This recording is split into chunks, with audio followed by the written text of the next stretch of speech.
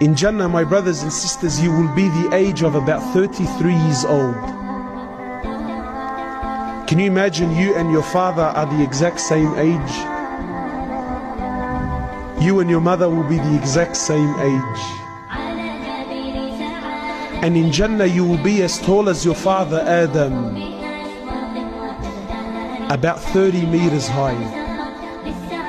In Jannah you will never go to the toilet again. In Jannah you will never get sick. In Jannah you will never get tired. In Jannah you will never sleep. You don't sleep in Jannah. In Jannah, my brothers, you will never get old. You will never get tired. You will never feel fatigued. It's just pure and pure and pure happiness for eternity, forever. This is the prize that Allah has prepared. In Jannah, there's no more fasting.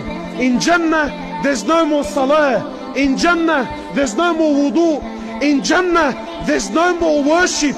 Nothing. You never have to do anything ever again.